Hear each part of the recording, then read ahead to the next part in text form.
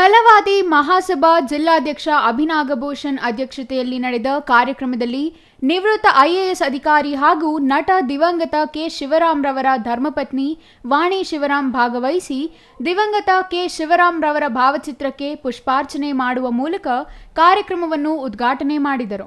ನಂತರ ಮಾತನಾಡಿದ ಅವರು, ನಾನು ಈ ರೀತಿ ನೋಡ್ತೀನಿ ಅಂತ ಅಂದುಕೊಂಡಿರಲಿಲ್ಲ. ಬಡತನದಿಂದ ಬಂದು ಶಿಕ್ಷಣ ಪಡೆದು ಐಎಎಸ್ ಅಧಿಕಾರಿಯಾಗಿದ್ದರು. ತಂದೆಯ ಮಾರ್ಗದರ್ಶನದಲ್ಲಿ ಓದಿ ಉನ್ನತ ಅಧಿಕಾರಿಯಾಗಿ ಜನಪ್ರಿಯ ಅಧಿಕಾರಿಯಾಗಿ ಸೇವೆ ಸಲ್ಲಿಸಿದ್ದಾರೆ. ಅಧಿಕಾರದ ಅವಧಿಯಲ್ಲಿ ಹೊಸ ಯೋಜನೆಗಳನ್ನು ತಂದುಕೊಟ್ಟಿದ್ದರು. ಎಲ್ಲ ಜನರ ಮನಸ್ಸಿನಲ್ಲಿ ಉಳಿದಿದ್ದಾರೆ. ಅವರ ಶಕ್ತಿ ಮೀರಿ ಕೆಲಸ ಮಾಡಿದ್ದಾರೆ. ಇದರಿಂದ ತೃಪ್ತಿ ಹೊಂದಿದ್ದರು ಎಂದರು. ಸ್ವಾಭಿಮಾನ, ಹಠ ಛಲದಿಂದ ಬದುಕಿ ತೋರಿಸಿದ್ದಾರೆ. ನನಗೆ ಗುರು ಆಗಿದ್ದರು. ನಂಜುಂಡೇಶ್ವರ ನನಗೆ ಇಂತಹ ಸ್ಥಿತಿ ಕೊಡಬಾರದಿತ್ತು ಎಂದು ಭಾವುಕರಾದರು. ನಂಜನಗೂಡಿಗೆ ಅವರ ನಂಟು ಇದೆ. ಅವರಂತೆ ಮನೆ ಮನೆಗೆ ಒಳ್ಳೆ ಆಫೀಸರ್ ಆಗಬೇಕು ಎಂಬುದು ಅವರ ಕನಸು. ನನ್ನ ಜನಗಳಿಗೆ ಕೆಲಸ ಮಾಡಬೇಕು ಎಂದು ಹಂಬಲಿಸುತ್ತಿದ್ದರು.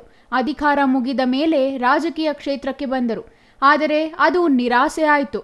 ನಂಜುಂಡೇಶ್ವರ ಅವರನ್ನು ಕಿತ್ತುಕೊಳ್ಳಬಾರದಿತ್ತು.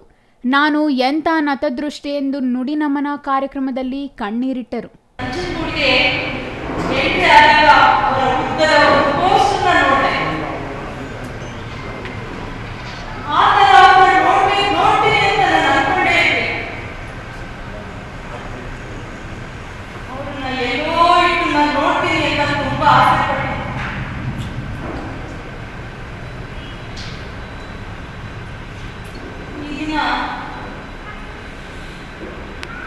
ಅವರನ್ನ ಕಳ್ಕೊಂಡು ನಿಮ್ಮ ಮುಂದೆ ಒಬ್ಬಟ್ಟಿಯಾಗಿ ಬಂದಿದ್ದೀನಿ. ಮೊದಲ ಬಾರಿಗೆ ಕನ್ನಡದಲ್ಲಿ ಐಎಎಸ್ ಎಕ್ಸಾಮ್ ಹೌದು, ಎಲ್ಲರೂ ಹೇಳ್ಬೋದು. ಆಗಿನ ಕಾಲದಲ್ಲಿ ತುಂಬ ಬಡತನದಲ್ಲಿ ಇತ್ತು, ಎಲ್ಲರೂ ಬಡತನದಲ್ಲೇ ಇತ್ತು. ಅವರೊಬ್ಬರು ಏನು ಬರ್ತಲ್ಲ, ನನಗೆ ಭಗವಂತ ಬಡತನ ಕೊಟ್ಟಿದ್ದಾನೆ ಅಂತ ಅವ್ರು ಹಾಗೆ ಕೂತ್ಕೊಳ್ಳಿ. ಅವರ ತಂದೆ ಹತ್ರ ಕೇಳ್ತಾ ಇದ್ದೇನೆ. ಅಭಿಮಾನಿಗಳ ಆಸೆಯಂತೆ ತೀರ್ಮಾನಿಸಿದ್ದೇನೆ. ನಾನು ಜನ ಸೇವೆ ಮಾಡಬೇಕು. ಅವರ ಆಸೆಯನ್ನು ನನಸು ಮಾಡಬೇಕು. ಅದಕ್ಕೆ ನಾನು ಜನಸೇವೆ ಮಾಡಲು ಬಂದಿದ್ದೇನೆ. ನನ್ನ ಯಜಮಾನರಿಗೆ ನ್ಯಾಯ ಒದಗಿಸಬೇಕು. ನೀವು ನನ್ನ ಜೊತೆ ಕೊನೆಯವರೆಗೂ ಇದ್ದು ಶಕ್ತಿ ತುಂಬುವ ಕೆಲಸವನ್ನು ಮಾಡಿ ನೀವೆಲ್ಲರೂ ನನ್ನ ಜೊತೆಗೆ ನಿಲ್ಲಿ. ನಿಮ್ಮ ಆಶೀರ್ವಾದ ನನಗೆ ಬೇಕು ಎಂದು ಸಭೆಯಲ್ಲಿ ವಾಣಿ ಕೆ ಶಿವರಾಮ್ ಚಾಮರಾಜನಗರ ಲೋಕಸಭಾ ಕ್ಷೇತ್ರದಲ್ಲಿ ಸ್ಪರ್ಧಿಸಲು ಗ್ರೀನ್ ಸಿಗ್ನಲ್ ನೀಡಿದ್ದಾರೆ.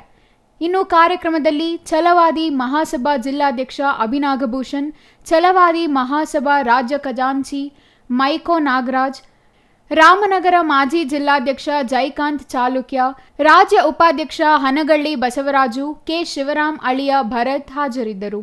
Kumar, CTV news, Nanjangud.